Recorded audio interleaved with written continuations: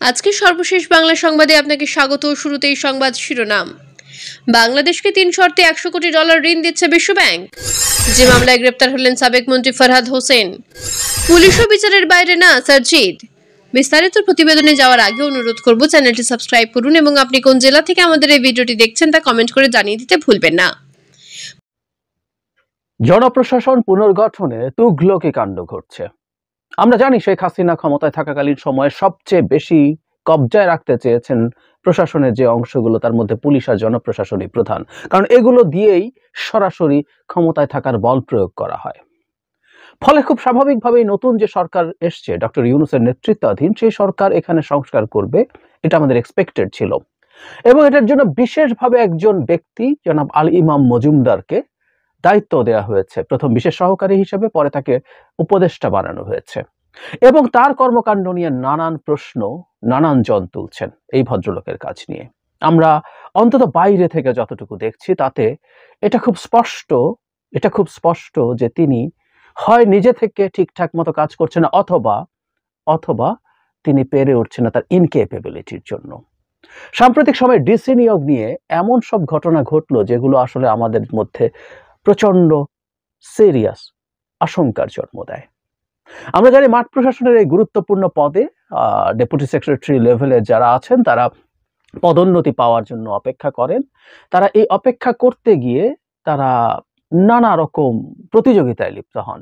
একটা প্রশাসনের প্রতিযোগিতা খারাপ কিছু না, কিন্তু দেখা গেছে যে এটা রীতিমতো এখন প্রশাসনকে বিশৃঙ্খল করে, প্রতিবাদ করে যিনি পদোন্নতির কাজ করছেন, ওই পদায়নের কাজ করছেন, তাকে বাথরুমে আটকে রাখা ধরনের নানান ঘটনা সচিবালয়ে ঘটেছে গত কয়েকদিনে। তালিকা দেয়া হয়েছে, তারপর সেই তালিকা পরিবর্তন করা হয়েছে এবং মারাত্মক অভিযোগে অভিযুক্ত লোকজনকে ডিসি পদায়ন করে পরে সেটা সরানো হয়েছে। যেমন অভিযোগ হচ্ছে সেই আওয়ামী লীগ সরকারের সময় এমন লোকজন আছেন যারা সুবিধাপ্রাপ্ত এবং বিরোধী দলকে নানাভাবে নিপীড়ন করেছে, তাদেরকেও ডিসি পদায়ন করা হয়েছে। সুতরাং এই প্রশ্ন খুব যৌক্তিকভাবে আসতে পারে, এই মানুষজন কিভাবে পদায়ন পায়? এর মধ্যে নানান রকম স্বার্থবাদীর কথা আছে, এর মধ্যে টাকার লেনদেনের কথা আছে। এই রকম ঘটনা ঘটবে আর টাকার লেনদেন বাংলাদেশে হবে না, সেটা তো হতে পারে না। নানান অভিযোগ চারদিকে ছড়িয়ে পড়ছে, কিন্তু তার চাইতেও ভয়ঙ্কর অভিযোগ আমার কাছে অন্য একটা। তথাকথিত সমন্বয়ক এই পদোন্নতি বা পদায়ন ডিল করছেন। সমন্বয়কের পদায়ন ডিল করা নিয়ে সমস্যা কোথায় সেটাই আসবো। কেউ বলতেই পারেন তারা তো পারেই না, আমি মনে করি পারে না। এবং সমন্বয়ক নাম নিয়ে বহু জায়গায় বহু কিছু বহুজন করে বেড়াচ্ছে, প্রকাশ্যে অপ্রকাশ্যে। এগুলো নিয়ে আমার সিরিয়াস আপত্তি আছে। সেজন্যই বললাম যে তুগলকি কাণ্ড আসলে অন্যগুলোর চাইতে এটা আরো বড়। দৈনিক যুগান্তরের একটা রিপোর্ট 3 দিন আগের, আমি সেটা থেকে কিছু অংশ পড়ি। এখানে বলা হচ্ছে ডিসির নিয়োগ না পেয়ে জনপ্রশাসন মন্ত্রণালয়ের মাঠ প্রশাসন অধিশাখার যুগ্ম সচিব কে এম আলী আজমের ওপরে চড়াও হন বঞ্চিত কর্মকর্তারা। তাদেরকে ডিসি না নিয়োগ দেওয়া হয়েছে, তারপর গিয়ে তাকে রীতিমতো বাথরুমে আটকে রাখা হয়েছে। এর পরের অংশটা আমরা খুব মন দিয়ে শুনি। আমি খুব স্পষ্টভাবে বলছি, দেশটাকে মগের মুলুক বানানো যাবে না। এই অংশ পড়লে মনে হবে দেশটা মগের মুলুকে আবার পরিণত হচ্ছে। আমি শেখ হাসিনার সময় এটাকে মগের মুলুক বলতাম। আমি পড়ছি। এছাড়া কে এম আলী আজমের বিরুদ্ধে ছাত্র আন্দোলনের সমন্বয়ক দাবিদার তানভীর নামে এক ব্যক্তির পরামর্শক্রমে ডিসি তালিকা চূড়ান্ত করার মতো গুরুতর অভিযোগ উঠেছে। ছাত্র আন্দোলনের সমন্বয়ক দাবিদার তানভীর এবং কে এম আলী আজম একাধিক দিন সচিবালয়ে তার কক্ষে রাত 2টা পর্যন্ত একান্তে বৈঠক করেন। প্রত্যক্ষদর্শীদের বর্ণনা অনুসারে কে এম আলী আজম ছাত্র আন্দোলনের সমন্বয়ক তানভীরকে স্যার সম্বোধন করেন। তার বিষয়ে জাতীয় নিরাপত্তা গোয়েন্দা সংস্থা এনএসআই এর প্রতিবেদনে বলা হয়েছে তিনি ছাত্র জীবনে বাংলাদেশ ইসলামী ছাত্র শিবিরের সঙ্গে সম্পৃক্ত ছিলেন এবং জামায়াতপন্থী আমলা। জানতে চাইলে কে এম আলী আজম যুগান্তরকে বলেন, আমি কোনো সমন্বয়কের সঙ্গে মিটিং করিনি, তিনি আমার কাছে আসেন। তার মানে জনাব আজম যুগ্ম সচিব স্বীকার করছেন যে ওই ভদ্রলোক তানভীর নামে ভদ্রলোক তার কাছে আসেন। আমি তো ছাত্র আন্দোলনের সমন্বয়কদের ডাকিনি, কেউ এলে তাকে কি নিষেধ করা যায়? তার মানে হচ্ছে তানভীরের বিরুদ্ধে যে অভিযোগ করা হচ্ছে অন্তত এটুকু সত্যতা পাওয়া গেছে, যুগ্ম সচিবের কাছে তিনি যান। জানতে চাইলে ছাত্র আন্দোলনের সমন্বয়ক দাবিদার তানভীর যুগান্তরকে বলেন, বিগত আন্দোলনে আমাদের ভূমিকা দেশবাসী প্রত্যক্ষ করেছে।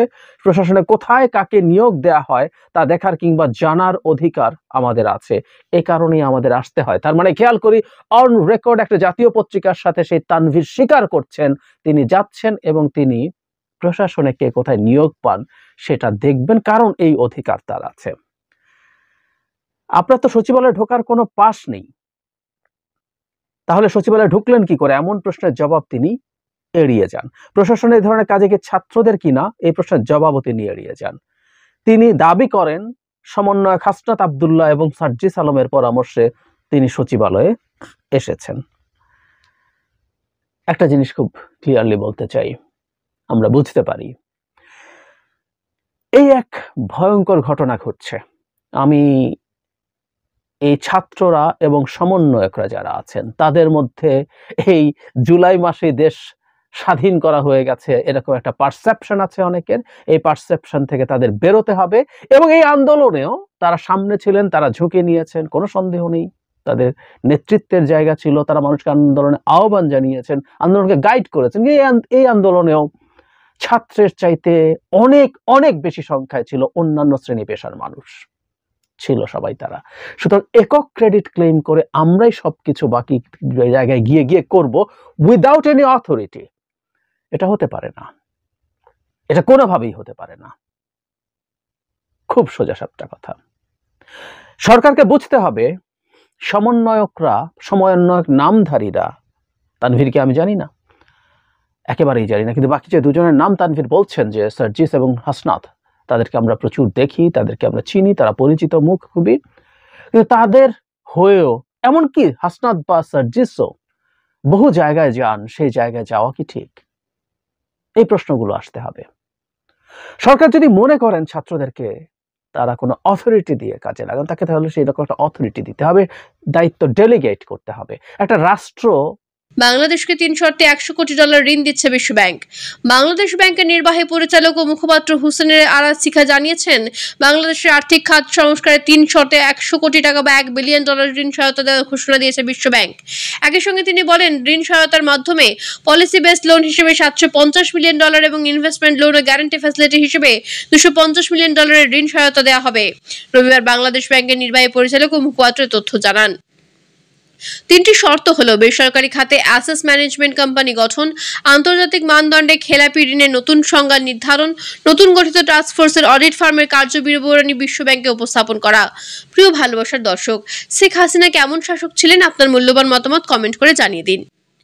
এদিকে আরেকটি আলোচিত নিউজ হচ্ছে, যে মামলায় গ্রেপ্তার হলেন সাবেক মন্ত্রী ফরহাদ হোসেন।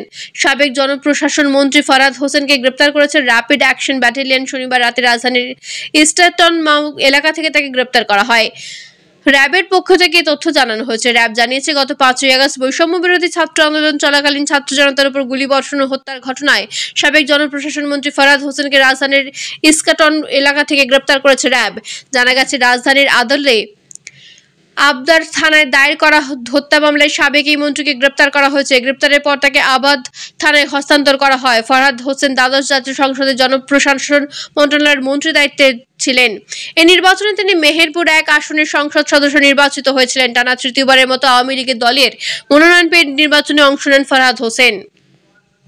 তার বাবা ছয়সুদ্দিন বিশ্বাস বঙ্গবন্ধু শেখ মুজিবুর রহমানের ঘনিষ্ঠ সহচর, মেহেরপুর জেলা আওয়ামী লীগের প্রতিষ্ঠাতা সভাপতি ও বাংলাদেশের স্বাধীনতা যুদ্ধের অন্যতম প্রধান সংগঠক ছিলেন। তিনি তৎকালীন কুষ্টিয়া 5 ও মেহেরপুর 1 আসনের সংসদ সদস্য ছিলেন।